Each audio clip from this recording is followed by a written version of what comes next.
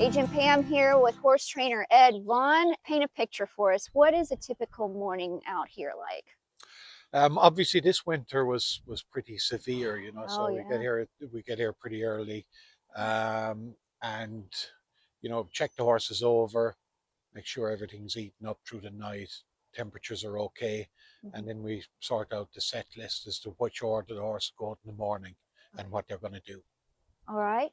So in the training world, what are some of the highs and maybe some of the things people wouldn't think of when they think about this industry? The highs are great. I mean, Mm. there was a famous trainer actually in England. He wrote a book and he called it "Months of Misery for Moments of Joy," and that's a little Oh. bit what it's like. You get a lot of Mhm. disappointments. Mhm. It's very difficult to get everything right, the conditions right, the track, the horse, everything. And Mhm. when it comes together and it works and the horse wins, there's nothing more fulfilling. I don't believe anyway. Sure, sure.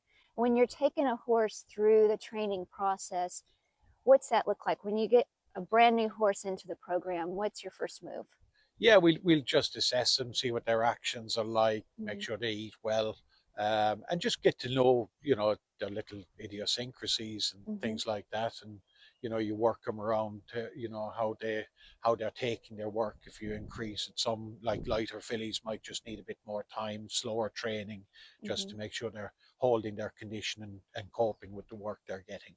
Awesome. Perfect. Kind of take us through what we did this morning with DeBob. Yeah, the Bob. Today was what we do fast work, and Mm. normally that's once a week. Mhm. And he's building up to a race now, and he's just going to do stronger work. They gallop during the week. He's a sprinter. He doesn't do as much as maybe a horse going 2 turns, Okay. but and he's an older horse now, so Mhm. he's a well developed horse. He's had plenty of racing. He knows as much about racing as we do. So he breezes once a week. He jogs a couple of days a week. He'll gallop maybe 6 furlongs, um, once, twice a week as well. And today now is his fast work day. Yeah. Awesome.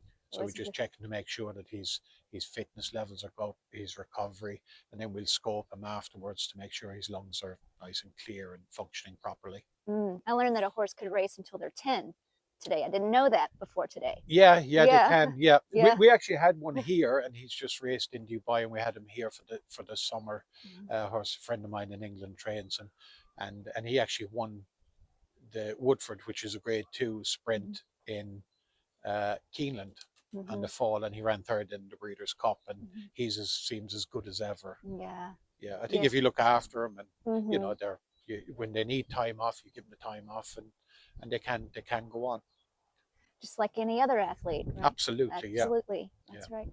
Well, we got to meet him and he's so sweet, but you've got more insider information than us. So give me like how would you describe DeBob's personality? Yeah, he's a little bit of a softie, Is he? he probably he's doing better here Mhm. with a smaller trainer like myself, and they get Mhm. a bit more individual attention and that. He's an ex breeze up horse in Europe, so Mm. he breezed, and they can just be a little bit, his bloodline. They can be a little bit hot and fast, forward going horses. Right. So most of the time with him, it's just really keeping the lid on him.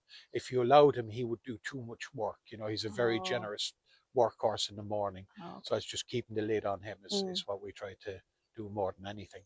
What advice would you give to someone that might be thinking about getting into the horse racing industry? I'd say probably stay in school.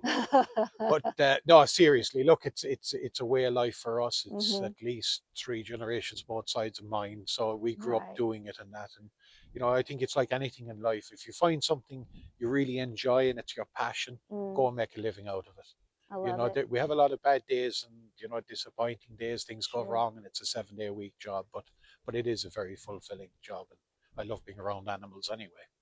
So why Lexington? What makes this place so unique for what you do? Well, it is like the horse capital of the world. Hmm. I trained for many years in England, up to 5 years ago, and that was in Newmarket, which is the biggest training base, one of the biggest in the world, Hmm. and that was like the capital nearly in Europe and so on. Right.